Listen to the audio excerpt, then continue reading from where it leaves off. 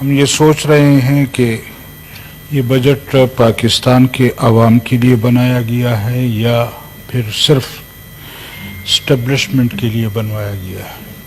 ہمیشہ ہمیں یہ کہہ دیا جاتا ہے کہ جی کہ دفاعی بجٹ ہے اور ملک کی حفاظت ہے اور فلاں ہے اور یہ ہے اور وہ ہے، تو اگر یہاں ہمارے حکومتی اداروں کو دیکھا جائے، ان کی کارکردگی کو دیکھا جائے، اس کارکردگی کی بنیاد پر بنیادی طور پر بجٹ بننا چاہیے تھا، لیکن میرے خیال میں یہ بجٹ کارکردگی کی بنیاد پر نہیں بنایا گیا ہے بلکہ بندوق کی زور پر بنایا گیا ہے اور اسٹیبلشمنٹ کے لیے بنایا گیا ہے، اس کے لیے یہ بجٹ ترتیب دیا گیا ہے۔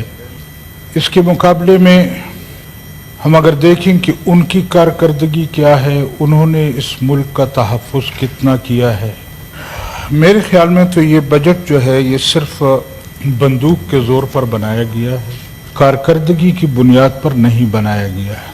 آئے روز ملک کے اندر دہشت گردی کا نام لے کر اپنے ملک کے اندر قبضے کرنا، یہی رویہ بین الاقوامی سطح پر امریکہ نے اپنایا کہ امن کے نام پر وہ ہمارے اس خطے میں آتے ہیں اور جس کو مرضی چاہیں وہ امن کے نام پر ذلیل اور خوار کر دیتے ہیں، جبکہ ہمارے ملک میں ہمارے اسٹیبلشمنٹ ادارے یا فوج جو ہے وہ بھی اپنے ملک میں امن کے نام پر جاتی ہے اور وہاں کے عوام کو ذلیل و رسوا کرتی ہے، جگہ جگہ پر پوائنٹس لگا کر وہاں ان کی تلاشی، ان کی بے عزتی کرنا۔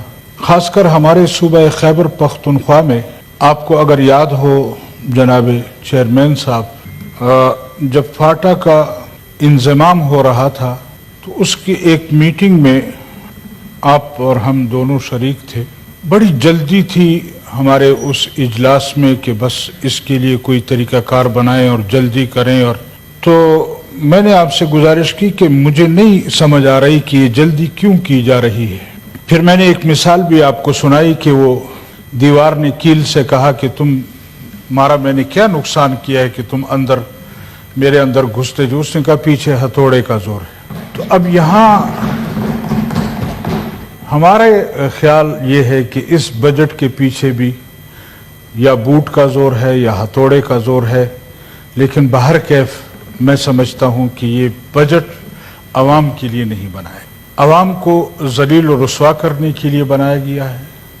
لگتا ایسے ہے کہ پاکستان یہ صرف اور صرف اسٹیبلشمنٹ کا ملک ہے، یہ عوام کا ملک نہیں ہے۔ اگر یہ رویہ ہوگا تو وہ کہتے ہیں تنگ آمد بجنگ آمد، ہم قوم کو اس طرف لے کر جا رہے ہیں کہ یہ قوم اٹھے اور ہمارے گریبانوں میں ہاتھ ڈالے، اور پھر ظلم بالائے ظلم یہ ہے کہ قوم کے سامنے میڈیا پر، سوشل میڈیا پر مجرم وہ سیاستدان ہوتے ہیں۔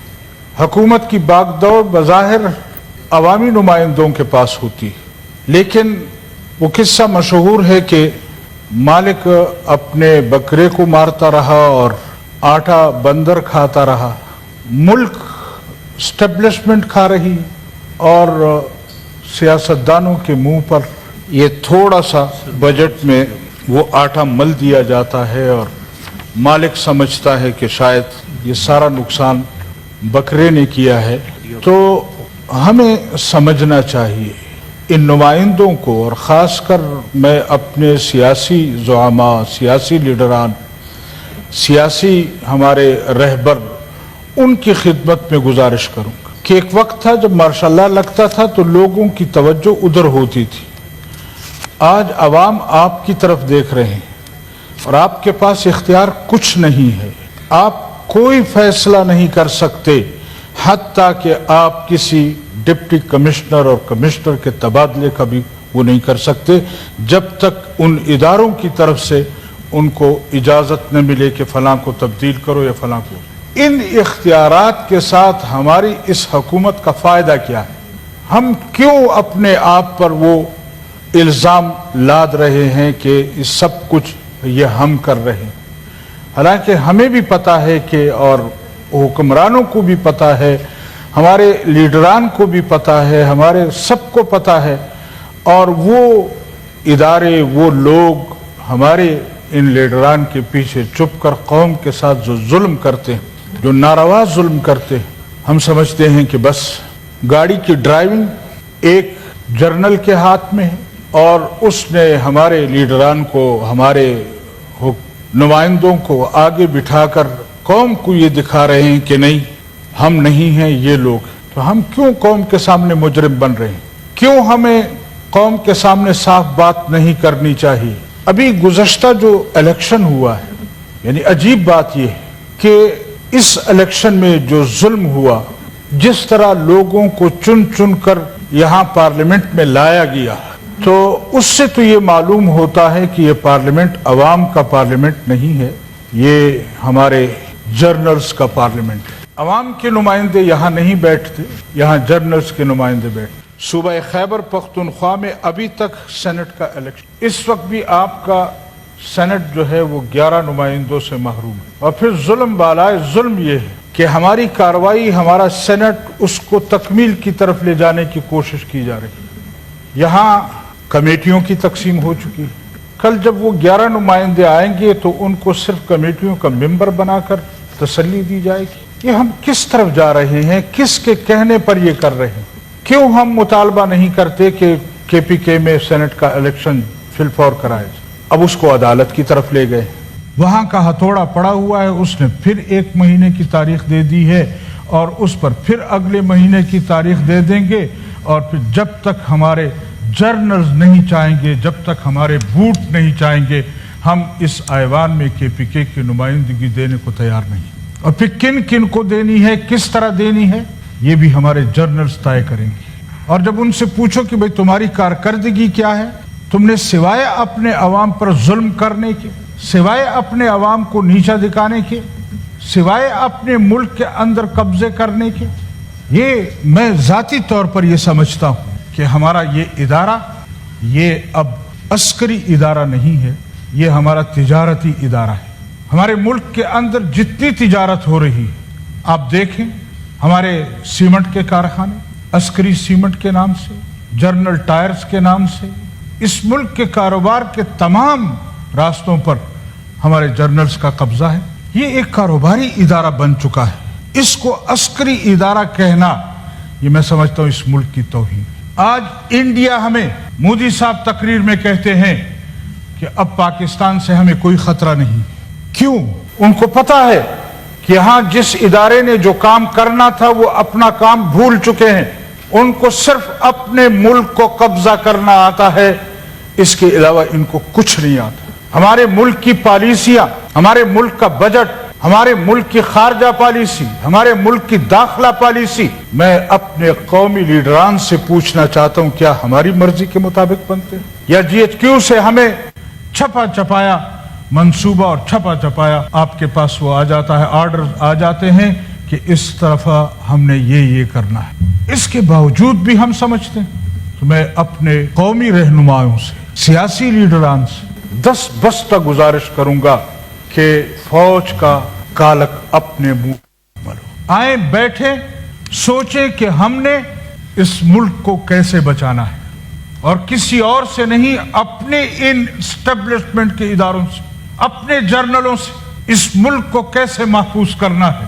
اگر ہم نے اس ملک کو اپنے جرنلوں سے محفوظ کر لیا تو پھر شاید ہم کوئی اچھائی دیکھ پائیں گے, کوئی اچھا دن دیکھ پائیں گے. اور اگر ہم نے ان لوگوں کا راستہ نہ روکا, ہم نے ان کو اپنے بیرکوں کا راستہ نہ دکھایا, تو پھر ساری زندگی ہم اسی طرح ذلیل ہوتے رہیں گے اور بین الاقوامی دنیا ہم پر ہنستی رہے گی. آج ہم کدھر کھڑے ہیں, ہمارا اختیار کیا ہے؟ بجٹ سے لے کر آپ عام آدمی تک جا کر دیکھیں تو صحیح, یہ بجٹ عام لوگوں کے لیے نہیں بنایا گیا ہے. تفاوت دیکھیں کہ ہمارے دفاعی اداروں کے لیے بجٹ میں کتنا حصہ رکھا گیا ہے اور ملک پاکستان کے عوام کے لیے کیا رکھا گیا ہے. اس پر ذرا سوچیں. اگر ہم یہی رویہ اختیار کرتے رہیں, کل یہ عوام اٹھے گی, اور پھر یہ نہیں کہ وہ صرف جرنیلوں کو اور اسٹیبلشمنٹ کو سزا دے گی, وہ اس وقت پھر کوئی لیڈر یہ گلہ نہیں کر سکے گا کہ میں تو اس جرم میں شریک نہیں تھا. لہذا ہم سمجھتے ہیں کہ ملک ہمارے ہاتھ میں نہیں ہے, ہمارا بجٹ ہمارے ہاتھ میں نہیں, ہمارے ادارے ہمارے ہاتھ میں نہیں ہیں, حتیٰ کہ ٹرانسفر اور پوسٹنگ بھی ہمارے ہاتھ میں نہیں. اور بزم خود ہم خوش ہیں کہ ہم تو اقتدار میں بیٹھے. ہماری قیادت مولانا فضل الرحمان صاحب نے الیکشن کے فوراً بعد یہ کہا تھا اپنے سیاسی زعماء سے کہ مت جاؤ حکومت میں, اپوزیشن میں بیٹھو اور جن لوگوں کے نمائندے آئے ہیں ان کو حکومت کرنے دو.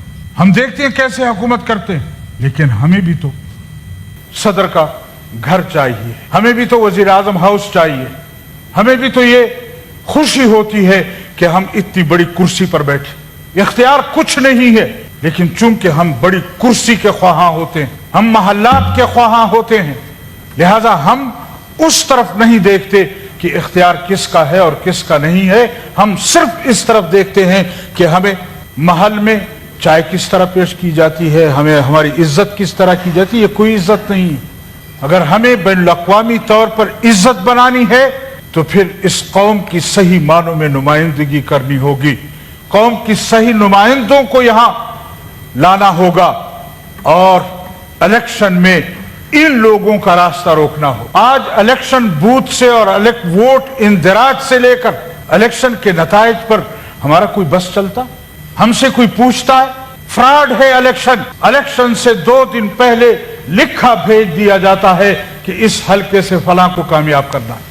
یہ کیا الیکشن ہے؟ کیوں ڈھونگ رچایا جا رہا ہے؟ اور آپ کے خیال میں یہ ہے کہ شاید دنیا کو کچھ پتہ نہیں. دنیا جانتی ہے کہ اس ملک کا با اختیار ادارہ کون سا ہے, اس لیے وہ آپ کی طرف توجہ نہیں دیتے, اس لیے وہ آپ کو خیرات بھی نہیں دیتے. جب تک آپ کے ساتھ کوئی جرنل نہ جائے باہر ملک, آپ پر کوئی اعتماد نہیں کرتا. اور اگر ہمیں چاہیے کہ ہم اس ملک کی عزت بڑھائیں, اس قوم کی عزت بڑھائیں, تو پہلے ان جرنلوں کا راستہ روکنا ہوگا. وہ اقتدار سے الگ ہوں, اپنے بیرکوں میں جا کر بیٹھیں اور عوام کے صحیح نمائندوں کو اقتدار دیں, ملک کا اختیار دیں. پھر دیکھیں یہ ملک ترقی کرتا ہے یا نہیں کرتا. تو ہم کس طرف جا رہے ہیں, ہم کیا کر رہے ہیں؟ میں سمجھتا ہوں کہ ہمیں اپنی روش, اپنی سوچ تبدیل کرنی ہوگی. اگر ہم نے اپنی روش اور سوچ نہ بدلی اور ان فوجی غنڈوں کو ہم نے اسی طرح کھلا چھوڑا, نتیجہ یہ نکلے گا کہ پھر یہ ملک انہی کے ہاتھوں اسی طرح ذلیل ہوتا رہے گا, اسی طرح بین الاقوامی اس میں رسوائی ہوگی.